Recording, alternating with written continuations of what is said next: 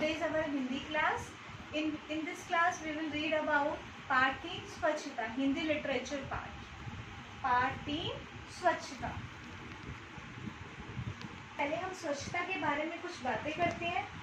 बच्चे, जैसे आप जानते हैं, अच्छे स्वास्थ्य के लिए स्वच्छता बहुत ही आवश्यक होती है।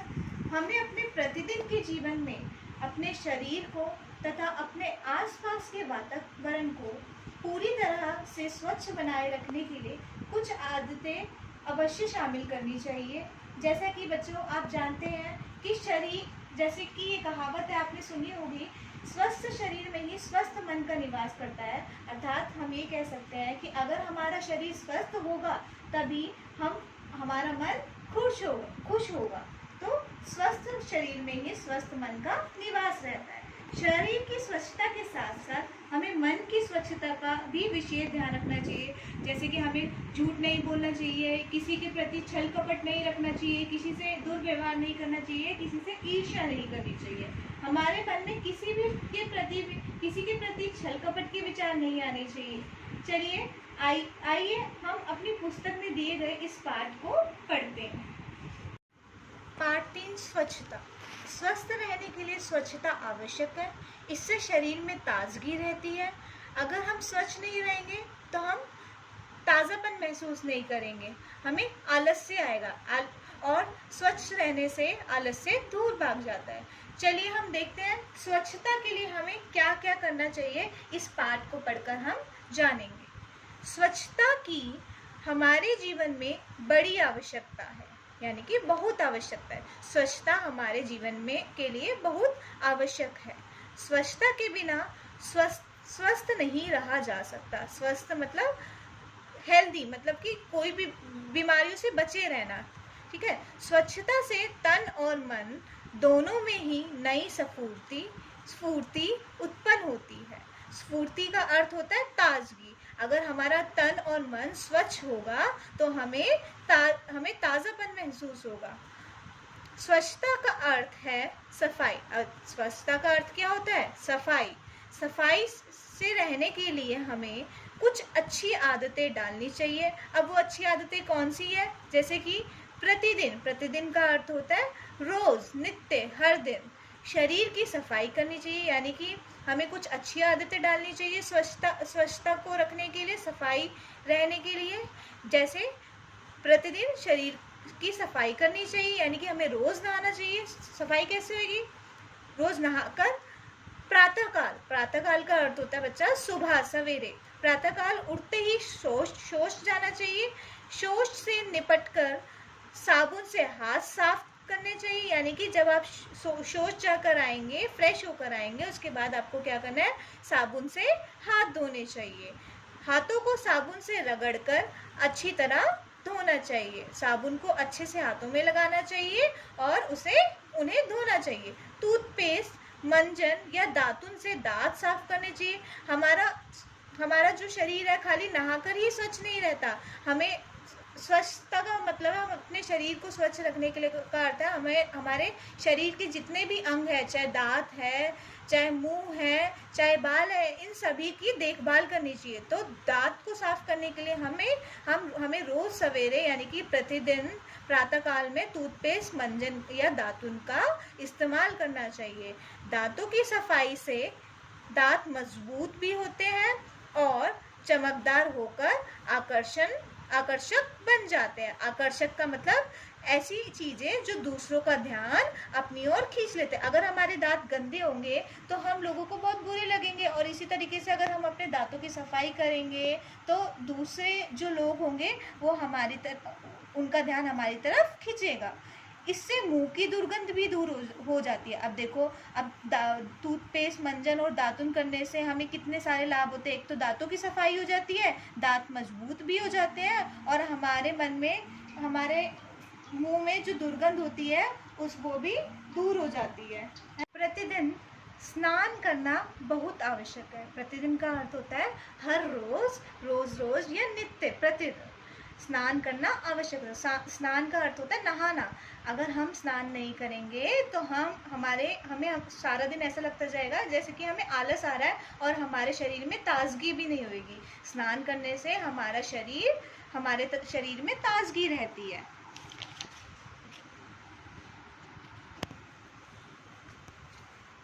स्नान करने से शरीर स्वच्छ हो जाता है। शरीर के स्वच्छ होते ही उसमें ताजगी आ जाती है। स्नान करते समय साबुन का प्रयोग अवश्य करें। साबुन लगाते समय शरीर को खूब रगड़ना चाहिए और अच्छी तरह धोना चाहिए। स्नान के बाद शरीर को स्वच्छ और मुलायम तौलिए से पोंछना चाहिए। इसके बाद साफ और धुले कपड़े पहनने चाहिए। अभी हमने ऊपर पढ़ा था कि दांतों को साफ रखने से हमें क्या क्या लाभ होता है। अब स्नान करने से हमें क्या क्या लाभ होता है। स्नान करने से शरीर जो है स्वच्छ हो जाता है, साफ हो जाता है और शरीर में ताजगी आ जाती है। और उन्होंने ये भी बताया पाठ में कि स्नान करते हुए, जैसा कि आप भी हमेशा करते हो, कि स्नान करते हुए हमें साबुन का प्रयोग करना चाहिए, साबुन का यूज़ करना चाहिए और साबुन लगाते समय हमें अपने शरीर को खूब रगड़ना चाहिए और अच्छी तरह धोना चाहिए। और स्नान करने के बाद हमें तौलिए से अपने शरीर को पोंछना चाहिए, मुलायम तौलिए से। और उसके बाद स्नान करने के बाद हमें साफ धुले कपड़े पहनने चाहिए। ठीक है, आगे देखते हैं हम शरीर का अंग बालों के बारे में पढ़ेंगे। हम बालों को सुखाकर उनमें तेल लगाना चाहिए, कंघी से उन्हें संवारना चाहिए। महीने 1.5 महीने बाद नाई की दुकान पर जाकर बाल अवश्य कटवाने चाहिए।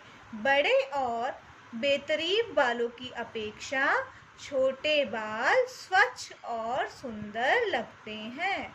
सुंदर बालों से चेहरा भी आकर्षक बनता है। अभी हमने पहले दांतों के बारे में पढ़ा था, फिर हमने पूरे शरीर के बारे में पढ़ा था कि हमें स्नान कैसे करना चाहिए। अब हमें बालों को देख रेख कैसे करनी चाहिए, बालों की देखभाल कैसे करनी चाहिए।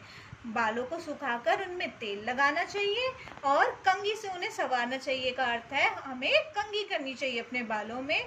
और महीने 1.5 महीने में, मतलब 1 महीने में 30 दिन होते, 30 दिन या 45 दिनों में हमें नाई की दुकान पर जाना चाहिए। नाई की दुकान पता है ना, जो बाल काटता है। नाई कौन होता है? जो बाल काटता है। वहां पर जाकर अपने बाल हमेशा कटवाने चाहिए। क्यों कटवाने चाहिए बाल?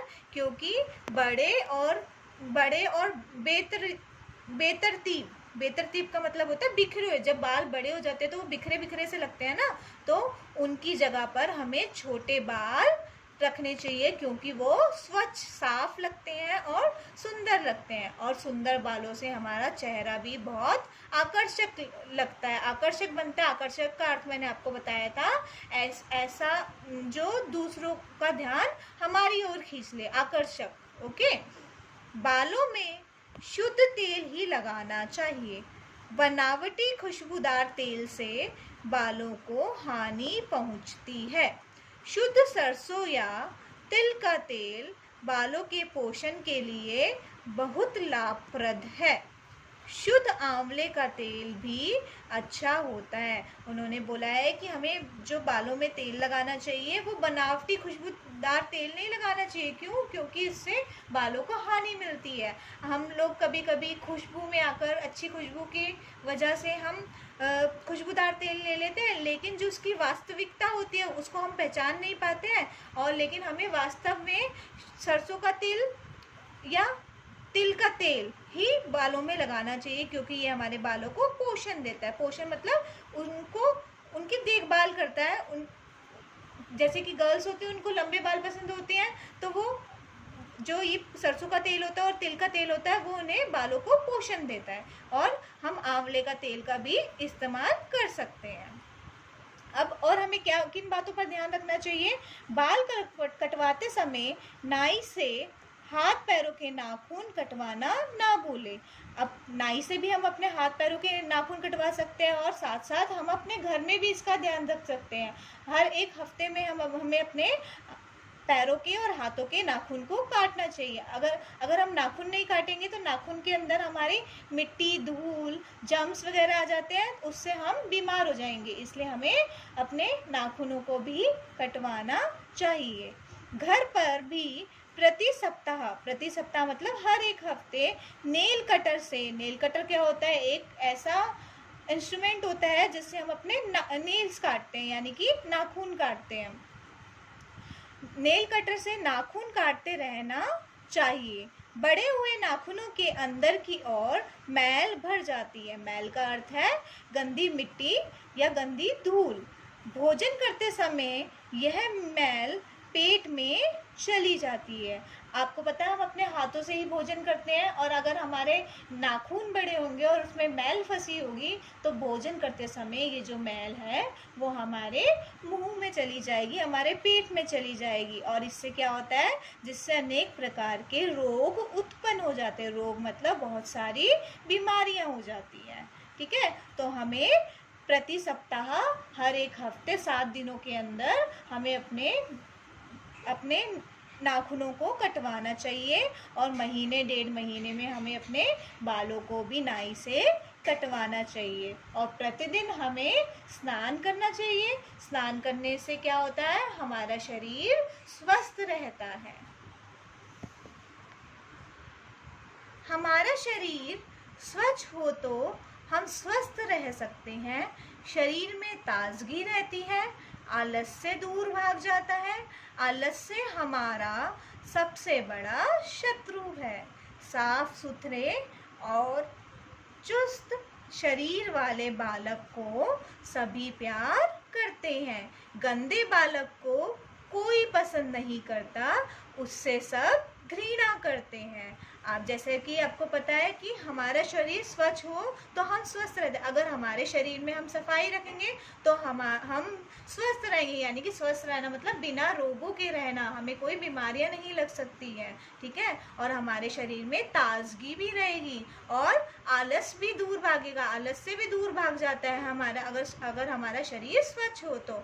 और जैसा कि आप जानते हैं आलस से जो होता है वो हमारा सबसे बड़ा शत्रु होता है। क्यों होता है ये हमारा सबसे बड़ा शत्रु? क्योंकि आलस में हमारा कोई भी काम करने का मन नहीं करता, और हमारा ये टाइम, हमारा जो समय है वो बर्बाद करवाता है, हमारा टाइम वेस्ट करवाता है। तो हमें आलस्य को त्यागना चाहिए, अपने मन में, अपने तन में स्फूर्ति लानी चाहिए। स्फूर्ति मतलब जब हम अच्छे मन से काम करें। ठीक है, साफ सुथरे और चुस्त शरीर वाले बालक को सभी प्यार करते हैं। जो भी बालक, जो भी बच्चे साफ सुथरे रहते हैं, चुस्त रहते हैं, उनको सभी लोग प्यार करते हैं।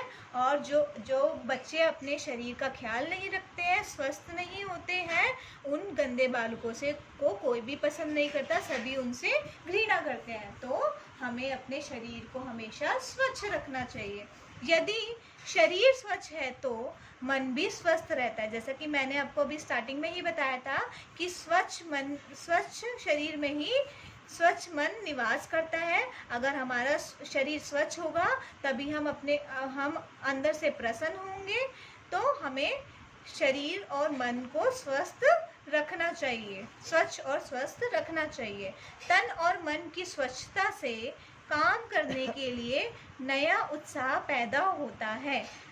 स्वस्थ रहने के लिए स्वच्छता आवश्यक है। तन और मन की स्वच्छता से काम करने के लिए नया उत्साह मतलब कि हमें और ज़्यादा काम करने का मन करता है, हमारा हौसला बनता है कि अगर हमारा तन और मन स्वच्छ होगा, अगर हमें आलस नहीं आएगा, इसका मतलब हम स्वस्थ हैं और हमारा ऐसा मन करेगा कि हम और काम करें और हमारा हौसला और भी बढ़ जाएगा। स्वस्थ रहने के लिए अगर हमें ठीक ठाक रहना है, रोगों से मुक्त रहना है, तो उसके लिए स्वच्छता बहुत ही आवश्यकता है। खाली शरीर की स्वच्छता ही नहीं, हमें अपने मन की स्वच्छता भी रखनी चाहिए। कैसे? हमें दूसरों के प्रति घृणा नहीं रखनी चाहिए, दूसरों से ईर्ष्या नहीं करनी चाहिए, दूसरों के प्रति छल कपट नहीं होना चाहिए और दूसरों से झूठ भी नहीं बोलना चाहिए। इसी तरीके से हम कहते हैं कि स्वच्छ शरीर में ही स्वस्थ मन निवास करता है।